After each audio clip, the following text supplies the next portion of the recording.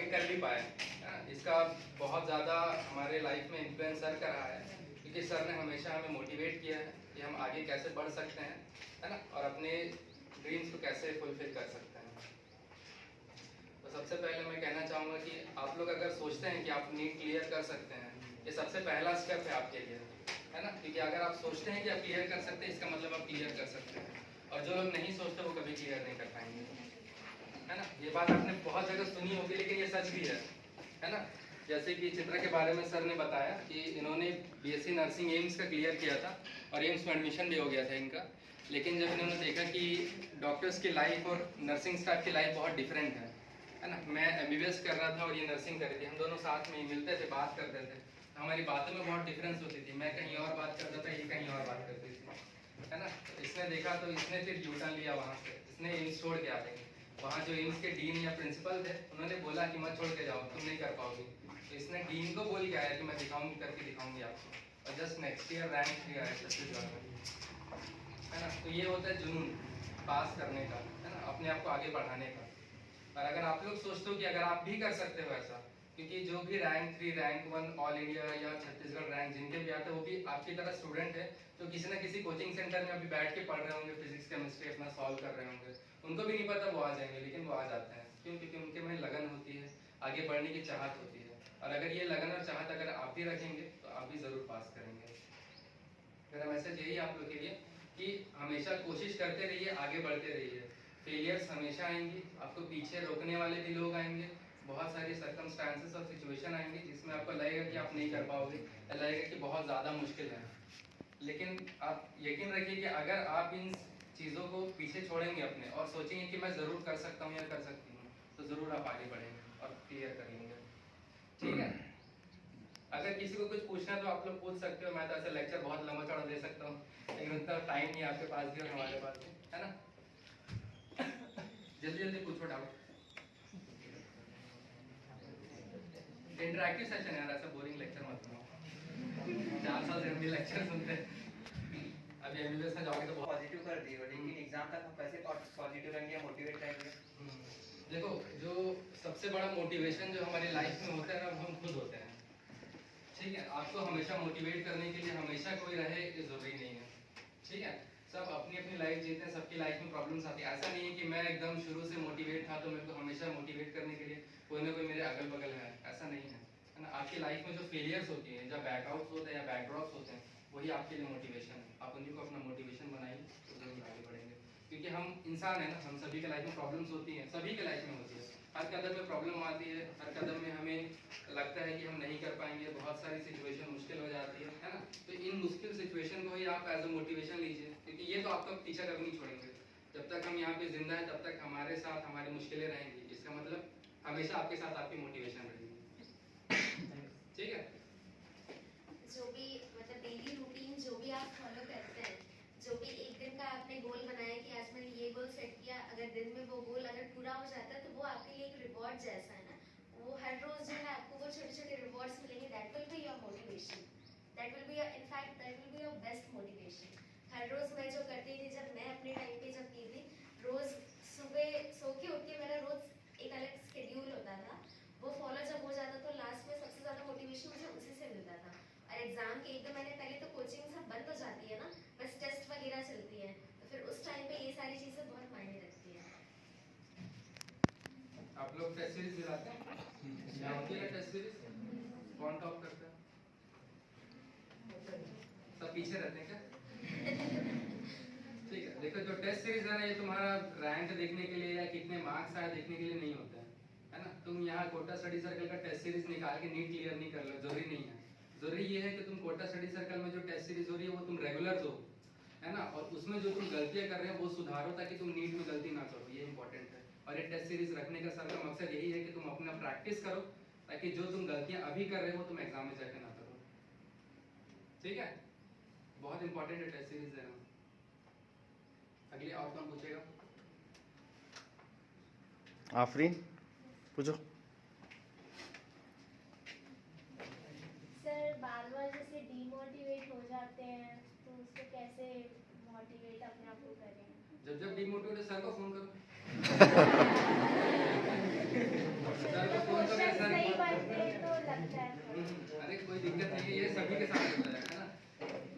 था जब मैं शुरू में जब टेस्ट सीरीज ज्वाइन किया था ना हमारा, अभी तुम लोग कितने मार्क्स का होता है नीट? 720 है, ठीक है चलो। तो 720 मार्क्स में मेरे तो 200 250 के ऊपर नहीं जाते थे शुरू में। मैं बड़ा दिमाग खराब जाता मेरा, सर से जाके सर बहुत टफ पेपर देते हो आप लोग, मजा नहीं आ रहा है। लास्ट ईयर के क्वेश्चन तो बन जाते लेकिन आपके क्वेश्चन नहीं बनते, है ना? यहाँ के क्वेश्चन नहीं बनते, लास्ट ईयर के क्वेश्चन आप बनाओगे नीट के बन जाएंगे, लेकिन है ना? तो देखो कैसे होता है कि अगर आप अभी मुश्किल क्वेश्चन सॉल्व करोगे तो नीट में जब आप बैठोगे ना, अरे ये तो बन जाएगा, ये भी बन जाएगा, ये ऐसा होता है ना? क्योंकि 3 घंटे का पेपर होता है ना? और तुम्हारे पास एक क्वेश्चन के लिए 1 मिनट का टाइम होता है ना? 1 मिनट में एक क्वेश्चन तुमको बनाना है, 1 मिनट के अंदर। तो सर ने मुझे स्ट्रैटेजी बताई थी कि अगर तुम अभी मुश्किल क्वेश्चन सॉल्व करोगे तो एग्जाम में जाके तुमको इजी क्वेश्चन मिलेगा। तुम अभी इजी सॉल्व कर लोगे, एग्जाम में मुश्किल क्वेश्चन मिला तो कैसे होगा? चलेगा क्या ऐसा? नहीं ना। तो अभी मुश्किल क्वेश्चन सॉल्व करो, अभी जितनी मुश्किल क्वेश्चंस इस दुनिया में जितने भी क्वेश्चन है सब सॉल्व कर लो, ताकि एग्जाम में तुमको लगे ये मेरे से बनाऊंगा और ये मैंने बनाया है ना? तो एग्जाम में जब तुम कॉन्फिडेंट रहोगे ना तो आराम से निकलेगा, है ना? इसलिए ये टेस्ट सीरीज इतनी मुश्किल होती है। और अगर इस टेस्ट सीरीज के मुश्किल होने से अगर तुम डिमोटिवेट हो तो सर से जाके मिलो, सर बहुत ज्यादा एनर्जी देते हैं भाई। बस 10 मिनट जाके बात करो सर से, तुम अगले टेस्ट के लिए तैयार, ठीक है? वैष्णवी सर मेरी प्रॉब्लम तो फिजिक्स के साथ आता है।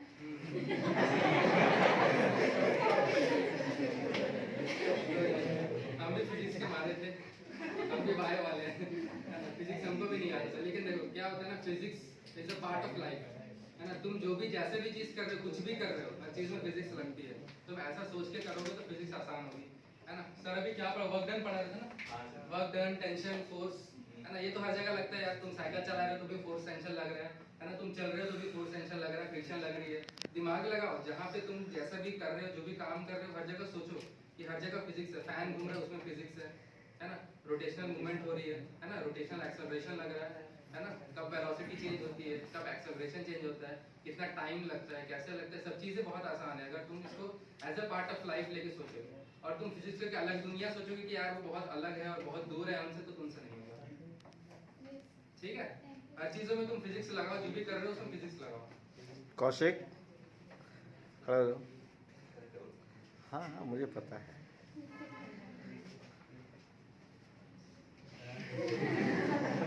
इसको कोई डाउट नहीं है, नीट क्लियर कर लेगा। अरे अरे भाई पूछ कोई दिक्कत नहीं है। रोशनी सर मतलब पढ़ाई करने का मन नहीं करता, कभी एकदम सडनली ऐसा होता है कि मन ही नहीं करता, बुक कोई खोल के ना देखो, ऐसे कैसे लगता है? अच्छा, ऐसा तुम 8-9 घंटे पढ़ने के बाद लगता है कि बिना पढ़े? नहीं मतलब भी कभी ऐसा रहता है कि एकदम मन ही नहीं करता। होता है सैचुरेशन, लाइफ में सैचुरेशन आ जाती है। अभी तो तुम 3 ही सब्जेक्ट पढ़ रहे हो यार, है ना? मैं एमबीबीएस क्लियर करने के बाद मैं 19 से 20 सब्जेक्ट पढ़ता हूँ एक बार में, है ना? तुम एमबीबीएस में जाओगे तुम भी 19 से 20 सब्जेक्ट पढ़ोगे। अभी ऐसा करोगे तो बाद में कैसे करोगे? ठीक है, तुम नीट यूजी दिला रहे हो, मैं नीट पीजी दिलाऊंगा अभी पोस्ट ग्रेजुएशन के लिए, है ना? तुम 3 सब्जेक्ट दोगे, फिजिक्स केमिस्ट्री, है ना? सॉरी फिजिक्स केमिस्ट्री और बायो, है ना? और मैं 19 सब्जेक्ट का एग्जाम दूंगा अभी, ठीक है? तो मेरे भी लाइफ में सैचुरेशन आती है। सबसे बढ़िया है थोड़ा कूल डाउन हो जाओ, एक छोटा सा ब्रेक ले लो, है ना? एक आध थोड़ा गाना वाना सुन लो, है ना? हमेशा याद रखना कि माइंड को तुम जितना खाली रखोगे उतना ज्यादा तुम इंफॉर्मेशन गेन कर पाओगे, उसको रिटेन कर पाओगे, ठीक है? तो दिमाग में बहुत सारी बातें होती है, फैमिली की बातें, बहुत सारी प्रॉब्लम हो गई, है ना? दोस्ती यारी की बातें, तो कोशिश करो कि एक कोने में उसको रखो, है ना? उसको तुम अपने पूरे दिमाग में भरने ना दो। अगर तुम ऐसा करोगे तो फिर तुम्हारे बाकी पढ़ाई के लिए जगह नहीं रहेगी, तुमको लगेगा कि तुम क्यों पढ़ रहे हो, क्या पढ़ रहे हो, ठीक है? दिमाग खाली रखो, शांत रहो, आराम से काम करो, ठीक है? कूल रहो। सर वो टाइम मैनेजमेंट, इसके लिए मैं अभी एट द एंड में बताऊंगा टाइम मैनेजमेंट कैसे करना है तुम लोग को, ठीक है? Thank you. ईशा घर पे कोई पूछ ले और बच्चों को भी फायदा होगा आपके क्वेश्चन से। जैसे हम स्केड्यूल बनाते हैं कुछ दिनों तक स्केड्यूल फॉलो होता है, उसमें फॉलो नहीं हो पाता, फिर नया शेड्यूल बनाओ, तो वो भी फॉलो नहीं हो पाता फिर नया बनाओ। देखो यार हार नहीं मानना है, ठीक है? अभी मैं बता रहा हूँ पिछले 4 महीने में मैंने 5 शेड्यूल बनाए अपने, ठीक है? अभी 5वां शेड्यूल चल रहा है, अभी वापस जाके मैं 6वां बनाने वाला हूँ, ठीक है? इंपॉर्टेंट ये कि तुम हार मान रहे हो कि नहीं मान रहे हो, ठीक है? क्योंकि लाइफ में यार फेलियर सभी को मिलती है, कोई ऐसा नहीं कि मतलब इस दुनिया में मेरे को अभी तक कोई नहीं दिखा होगा जो एक शेड्यूल बनाया और उसको अपनी लाइफ भर फॉलो किया होगा, ठीक है।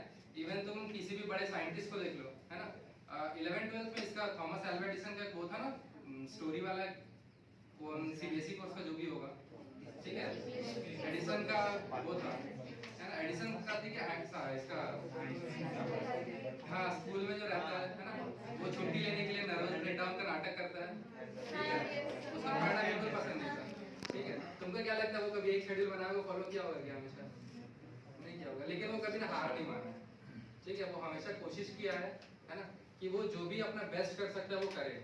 वो भले पढ़ाई नहीं कर पाता था, लेकिन पढ़ाई के अलावा वो जो बेस्ट कर सकता था उसने किया है, ठीक है। अगर आज वो बल्ब नहीं बनाता तो हम ऐसे नहीं बैठे होते, ठीक है, या किसी और ने बल्ब बना दिया तो, ठीक है। तो हमेशा कोशिश करो, फॉलो नहीं होता है कोई दिक्कत नहीं, फिर से नया शेड्यूल बनाओ, रीशेड्यूल करो, अपने आप को फिर से प्रिपेयर करो ताकि तुम फॉलो करो उस बात को, क्योंकि एट द एंड तुमको नीट देना ही है। कोई ऐसा तो नहीं कि छोड़ो अब मैं नीट नहीं दूंगा, ऐसा वाला तो नहीं है ना, ठीक है। नीट तो देना ही है ना, एग्जाम क्लियर करना है ना, डॉक्टर बनना है कि नहीं बनना है? तो डॉक्टर बनना है तो तुमको अभी लगे रहना है, ठीक है। और कोई बच्चा? सर जैसे नीट में हमको 3 सब्जेक्ट पढ़ने होते हैं, फिजिक्स, केमिस्ट्री एंड बायोलॉजी। इसमें सर मैं प्रॉब्लम ये फेस करता हूँ कि आज जैसे फिजिक्स और केमिस्ट्री का क्वेश्चन कर लिया, इतने ज़्यादा कर लेता हूँ कि बायो का नहीं कर पाता, या फिर कल बायो और फिजिक्स कर लिया तो इतना हो जाता है कि टाइम नहीं मिलता कि मैं केमिस्ट्री कर सकूँ। इस चीज़ को कैसे ओवरकम? ग्रैंड टेस्ट देते हो? यहाँ टेस्ट सीरीज हर वीकली होता है कि मंथली होता है? वीकली होता है ना, तो उसमें क्वेश्चन बनते हैं तुमसे? तीनों क्वेश्चन बनते हैं? तीनों सब्जेक्ट के क्वेश्चन बनते हैं? तो बनते हैं बट एवरेज टाइप। बायोलॉजी में सर ज़्यादा क्वेश्चन बन पाते हैं as compare to physics and chemistry. देखो तुमको सोचना पड़ेगा कि तुमको कितने मार्क्स से क्लियर करना है, ठीक है। पहली बात तो तुमको ये टारगेट रखना है कि तुमको कौन से कॉलेज जाना है, कहाँ जाना है, कैसी पढ़ाई करनी है, ठीक है। तो जैसे अभी 720 नंबर में लोगों के 720 भी आ रहे हैं, हमारे टाइम में 450 आगे बहुत बढ़िया, अपन दिल्ली पहुंच जाते थे लोग 450 में, ठीक है। तो अभी 700 के ऊपर चाहिए मार्क्स, तो तुमको कम से कम एटलीस्ट 600 क्रॉस करोगे तो तुम छत्तीसगढ़ में रह पाओगे सर्वाइव करने के लिए, ठीक है। गवर्नमेंट कॉलेज से, है ना, 550 में तो प्राइवेट कॉलेज मिलेंगे तुमको, ठीक है। तो तुमको 600 मार्क्स अगर तुमको स्कोर करने हैं तो उसमें से 300 मार्क्स से ज्यादा तुमको सिर्फ बायो में चाहिए, ठीक है। तो तुमको उसके हिसाब से बायोलॉजी का प्रिपरेशन करना है। अब अगर 300 मार्क्स तुमको बायो में मिल गए तो 150 तुमको फिजिक्स और 150 केमिस्ट्री से चाहिए, तो तुमको उसमें 150 लाने के लिए तुमको कितनी मेहनत करनी है वो तुम्हारा शेड्यूल होना चाहिए, है ना। ये तुम्हारा प्रिपरेशन स्ट्रैटेजी है कि तुमको 150 लाने के लिए कितनी मेहनत करनी है। तो सेकंड क्वेश्चन ये है कि जैसे अपन यहाँ पे नीट के लिए प्रिपरेशन कर रहे हैं, तो जैसे मम्मी पापा चाचा चाची ये सब को कुछ अलग से एक्सपेक्टेशन होता है, तो इस बारे में जब सोचते हैं तो हमारे माइंड में अलग टाइप की थिंकिंग आ जाती है, जैसे इसके बारे में जैसे टेंशन हो रहा है, तो मतलब इस चीज़ को कैसे फेस ओवरकम करें? अच्छा, तुम क्या सोचते हो, तुम अपने नीट के बारे में लेके क्या सोचते हो खुद के लिए? तुमको लगता है कि तुम नीट क्लियर करोगे कि नहीं करोगे? अभी जैसे तुम प्रिपरेशन कर रहे हो, मतलब सभी से क्वेश्चन है, एक ही से नहीं है, कि अभी जो तुम प्रिपरेशन कर रहे हो, जिस हिसाब से तुम पढ़ाई कर रहे हो, जो भी तुम्हारा शेड्यूल है, तुमको क्या लगता है तुम कर पाओगे कि नहीं कर पाओगे? कर पाओगे? तो फिर बाकियों का क्या टेंशन है? अरे यार तुमको लग रहा है कि तुम कर सकते हो तो फिर बाकी कुछ भी बोले क्या दिक्कत है, कर लोगे, है ना। अभी जो तुम्हारी प्रिपरेशन स्ट्रैटेजी है, जिस हिसाब से तुम पढ़ाई कर रहे हो, तुम ग्रैंड टेस्ट दे रहे हो, है ना, तुम्हारे टेस्ट में मार्क्स आ रहे हैं, तुम क्लियर कर पा रहे हो, तुम गलतियों को नहीं दोहरा रहे हो, ये सारी चीज़ें अगर तुमसे हो रही है, इसका मतलब तुम आगे चल के सही पेपर दोगे, ठीक है। Last year question paper solve करो, है ना। तुमको अपने अंदर भरोसा होना चाहिए कि तुम कर सकते हो, बाकी दुनिया तुमको तो बताते रहे कि तुम नहीं कर सकते, दुनिया उसे लिए बैठी है तुम्हारे सामने। Thank you sir. मैंने भाई बोला ना, टेंशन या जो भी प्रॉब्लम है दिमाग के कोने में रखो, उसको तो निकाल नहीं सकते कभी, लाइफ वो पार्ट ऑफ लाइफ है, लेकिन उसको दिमाग के कोने में रखो और बाकी दिमाग खाली रखो ताकि तुम इन्फॉर्मेशन गेन कर सको, ठीक है। अभी तो तुम लोग ऐसे यार, अभी बहुत मजे के दिन है तुम्हारे, अभी हमारे टाइम एमबीबीएस करके निकाल जाओगे सब खत्म, कुछ नहीं है। एक पेशेंट वहाँ हालत खराब हुआ, तुम दौड़ते रहोगे हॉस्पिटल के एक कोने से दूसरे कोने में। हॉस्पिटल हमारा 4 फ्लोर का है, नीचे कैजुअलिटी 4th फ्लोर में सर्जरी वार्ड है ना। एक पेशेंट नीचे से ऊपर जाता है, ऊपर में सीरियस हो, हम नीचे से ऊपर दौड़ते, ऊपर से नीचे, इसी में हमारे 8 घंटे निकल जाते हैं एक पेशेंट के पीछे, और एक वार्ड में 40 पेशेंट होते हैं, और 40 पेशेंट तुम्हारे भरोसे है, ठीक है। तो ये सब जो प्रॉब्लम्स होंगे ना, और ऊपर से घर वाले कहाँ है ना, बाहर वाले कहाँ सब कुछ पेशेंट किसी को हुआ तो सब चढ़ जाएंगे तुम पे, ठीक है। तो बहुत सारी प्रॉब्लम आगे फेस करोगे, तो अभी इन प्रॉब्लम को फेस करना सीखो, तब आगे करना सीख पाओगे, ठीक है। और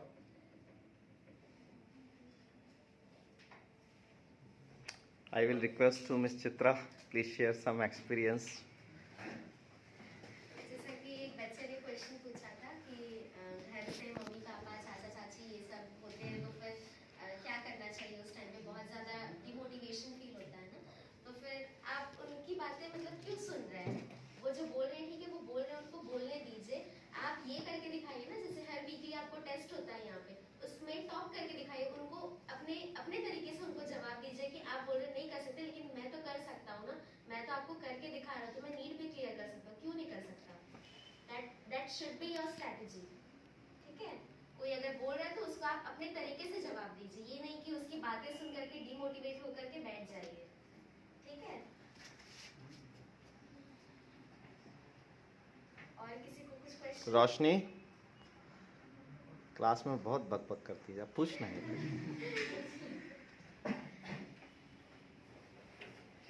चलो, कल कुछ बच्चे मेरे को मिले थे, वो लोग मेरे को पूछे टाइम मैनेजमेंट कैसे करें, दिन में कितने घंटे पढ़ाई करनी चाहिए, ये मेन सबका क्वेश्चन होता है, ठीक है।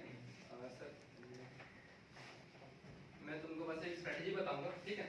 तुम्हारी लाइफ में अभी नीट क्लियर करने के लिए आवर्स मायने नहीं करते, कितने घंटे तुम पढ़ाई कर रहे हो बिल्कुल मैटर नहीं करता, ठीक है। एग्जाम के बाद भले कोई बोले हम इतने घंटे पढ़ते हैं, है ना, हम हमारे MBBS के एग्जाम में जब हमारे प्रॉप के पहले होता है, हम 2 दिन से लगातार पढ़ते बिना सोते भी हैं, तो 1-2 घंटे का पावर नैप होता है, उसके बाद हम पढ़ते रहते हैं, हमारी बुक्स इतनी मोटी होती है भाई, है ना। और हमारे प्रॉप एग्जाम में ना पूरा एक बार में आता है, सेमेस्टर वाइज कोई एग्जाम नहीं होता है ना, ईयरली वाइज होता है, फर्स्ट ईयर सेकंड ईयर का एग्जाम, है ना। और एक एग्जाम में पूरी कोर्स आती है, और उस पूरी कोर्स में मात्र हमको मिलके क्वेश्चन मिलेंगे 6-7 क्वेश्चन पूरे बुक से, है ना। तो पूरी बुक पढ़नी होती है, ठीक है। तो हम कितने घंटे पढ़ रहे हैं कोई इंपॉर्टेंट नहीं है, इंपॉर्टेंट ये है कि एग्जाम में हम कितने क्वेश्चन सॉल्व करके आ पा रहे हैं, ठीक है।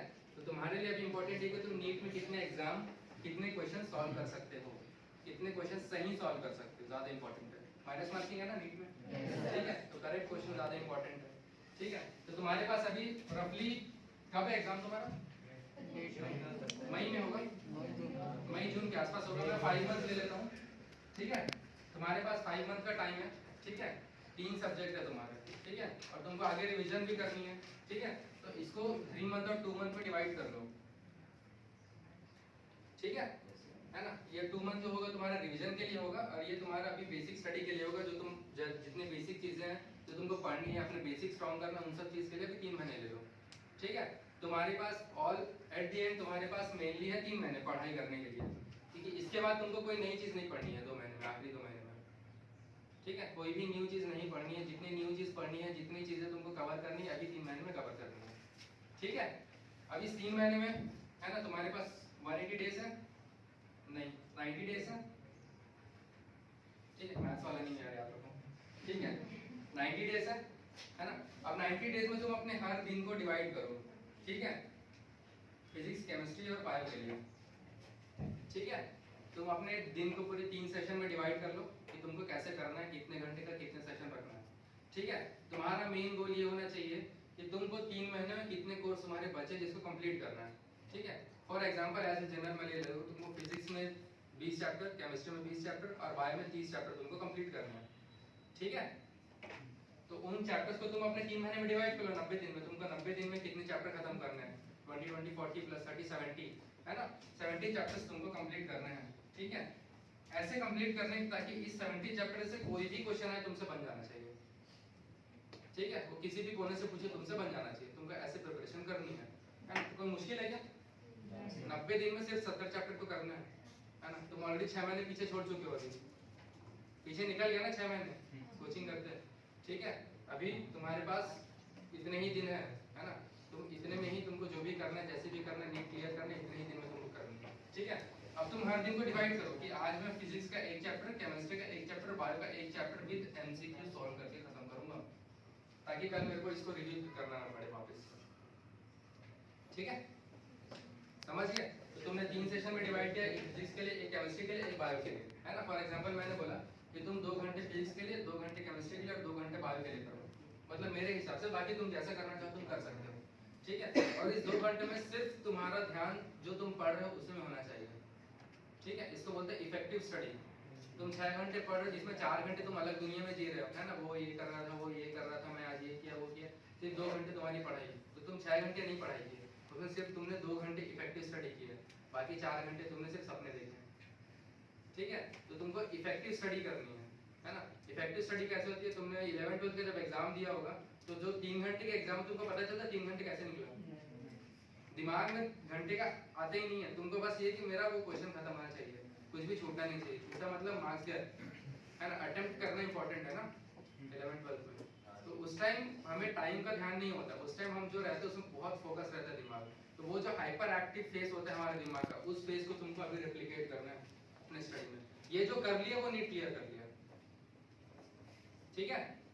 इसको बोलते हैं स्ट्रैटेजी ऑफ इफेक्टिव स्टडी या इफेक्टिव प्रिपरेशन, ठीक है। तो तुमने ये डिवाइड कर लिया, डेली के यूनिट खत्म कर लो, ठीक है। और एक छोटा सा हाफ एन आवर का या 1 घंटे का तुम एक रिवीजन टाइम रखो, एट दी एंड नाइट में रखो या सुबह सुबह उठने के बाद तुरंत हाफ आवर, जो तुमने एक दिन पहले पढ़ा है उसको बस तुम रिव्यू करोगे, जो तुमसे गलतियां हुई थी उसको तुम रिव्यू करोगे, तुम आगे गलतियां ना करो, बस इसको डेली रिपीट करते जाओ।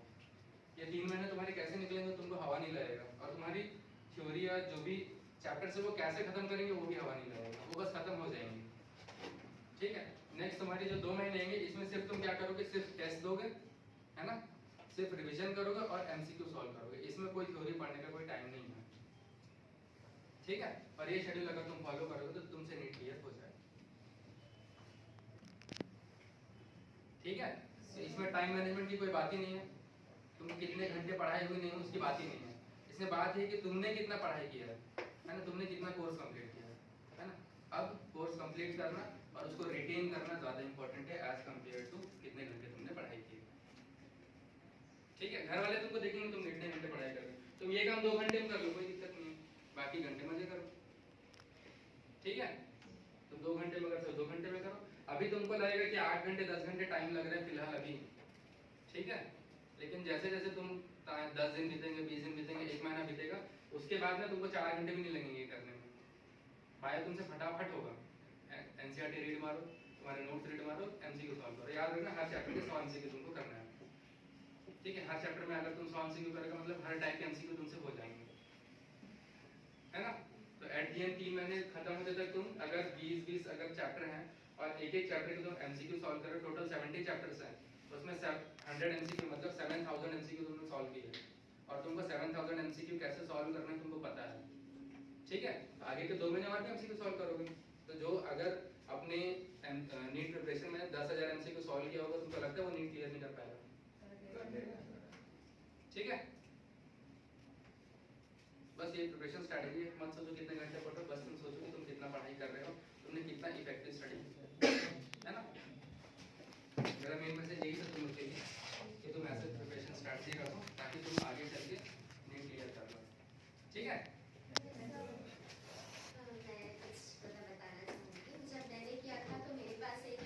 लास्ट के जो 2 मंथ्स के रिवीजन टाइम है उसके लिए मैंने पहले से ही अपने लिए कंसाइज नोट्स प्रिपेयर करके रखे थे। कंसाइज नोट्स मतलब ये ऐसा नहीं जैसे लड़कियां करती ना कलरफुल पेन से 2 घंटे तक ही उसको लिखते रहे, उसकी बात नहीं कर रही हूँ मैं। छोटे छोटे जो कि स्पेशली बायोलॉजी के लिए, बायोलॉजी के क्या है एनसीईआरटी के एक एक लाइन से क्वेश्चंस बनते हैं, एक एक लाइन से क्वेश्चन कहीं से भी उठा के दे सकता है ना क्वेश्चन एमसीक्यू में। तो उसके लिए जो भी आपको आपने एक चैप्टर रीड मारी, आपको कुछ है उस चैप्टर में जो आपको बार बार भूल जा रहे हैं, आप रिटेन नहीं कर पा रहे, उसको एक कॉपी में लिख लीजिए और इसको रिवाइज करते रहिए, स्पेशली रिवीजन टाइम में वो चीज़ें बहुत काम आती है। और फिजिक्स और केमिस्ट्री के लिए जो फॉर्मूलाज हैं जो आप बार बार रिटेन नहीं कर पा रहे, बार बार भूल जा रहे हैं, उनको एक जगह पे लिख के रख लीजिए। कोई बहुत इंपॉर्टेंट चीज़ है जो आप भूल जा रहे हैं उसको लिख के रख लीजिए और उसको बार बार रिवाइज करते रहिए। ये आपको एट लास्ट फाइनल जब आप एग्जाम हॉल में बैठेंगे, मैंने ये किया था, मुझे एग्जाम हॉल में मैं फ्लैशबैक में मुझे याद आया था कि मेरे इस कॉपी के इस पेज पे मैंने यहाँ पर ऊपर में ये चीज़ लिखा था और ये क्वेश्चन पूछा है तो मुझे ये आंसर देना चाहिए। अगर आप रोज डेली रूटीन में ये करेंगे तो आपको फ्लैशबैक आएगा, आपने अच्छे से पढ़ाई की होगी तो आपको फ्लैशबैक आएगा, आपने कौन से पेज पे क्या पढ़ा था ये आपको याद आराम से आ जाएगा। ये सबके साथ होता है, ठीक है। तो have your concise notes, that's most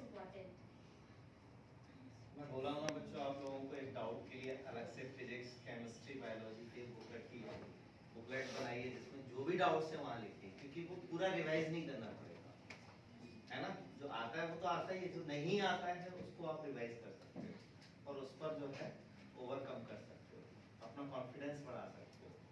तो बिल्कुल ये बच्ची सही बोली इस चीज़ को कि जो डाउट्स हैं हमारे, उसके लिए अलग से एक आपको जो है नोटबुक प्रिपेयर करना है, उसमें वो सारे डाउट्स लिखने हैं, आइदर फिजिक्स केमिस्ट्री बायोलॉजी। उससे क्या आपको फ्लैशबैक ऑटोमेटिक आएगा कि ये हमें नहीं आता है, एक कॉन्फिडेंस लेवल के ये 75% हमारा ओके, 25% इज नॉट ओके, तो इस 25% को भी ओके करके 100% ओके हो जाएगा, ठीक है। तो दिस इज सम स्ट्रेटजी, कोई अलग नहीं है, वो बस अलग काम करने का तरीका उनका अलग है कि वो अलग तरीके से थोड़ा काम करते हैं और सक्सेस पाते हैं। 24 आवर्स सबके पास है, आपके पास है, हमारे पास है, टीचर किसी और के पास है, इनको आपके प्राइम मिनिस्टर के पास भी है, बस यूटिलाइजेशन का मैच, आप अपने समय को किस तरह से यूटिलाइज कर रहे हैं, इट्स वेरी ओके। तो बच्चे कोई अलग नहीं है सिलेक्शन होने वाला, बस उनकी स्ट्रेटजीज अलग है, उनकी सोच अलग है, उनका काम करने का तरीका अलग है। इसको आप अपने आप को चेंज कर लीजिए, definitely you will be selected, 100% you will be. Sir okay, मेरा एक क्वेश्चन हाँ प्लीज आस्क। जैसे कि हम लोग यहाँ पढ़ रहे हैं ना, नोट्स पढ़ ले, देन फिर एनसीईआरटी और एमसीक्यू भी लगा लिए, फिर ऐसा लगता है कि कुछ और एक्स्ट्रा मिले तो यूट्यूब में वीडियो देखने लग जाते हैं, देन फिर उसमें टाइम अलग हो जाता है ना। तो हम लोग को सिर्फ एक जगह पर एक ही बुक को रिफर करना चाहिए या फिर हम लोग को ज़्यादा से ज़्यादा देखना चाहिए ऐसा? देखो दुनिया में ज्ञान अथाह है ना, पूरा ज्ञान कोई नहीं ले सकता, ठीक है। तुमको डिसाइड करने के तुमको कितने ज्ञान में नीट पास करना है, नीट पास करने के लिए कितना ज्ञान चाहिए, कितना उसका इम्पोर्टेंस है, ठीक है। तो नीट में जो रिवाइज्ड या फिर बार बार रिपीटेड टॉपिक्स आती है ना, तुम कुछ क्वेश्चन देखो तो रिपीट होती है, वो टॉपिक रिपीट होगी, ठीक है। जैसे कि मैग्नेटिज्म है ना, इलेक्ट्रोमैग्नेटिक वेव्स है ना, ये जो टॉपिक्स होती हैं, क्वेश्चन रिपीट नहीं होता, हमेशा टॉपिक रिपीट होता है, ठीक है। और अभी तो एनटीए करा दो पर रिपीटेड क्वेश्चन ही दे रहा है, ठीक है। तो जो टॉपिक्स रिपीटेड है और किस एक्सटेंट तक वो क्वेश्चन पूछे, बस उस एक्सटेंट तक पढ़ना है तुमको, उसके आगे पढ़ने कोई मतलब नहीं है, उसके आगे तुम एमबीबीएस में वैसे भी पढ़ोगे, ठीक है।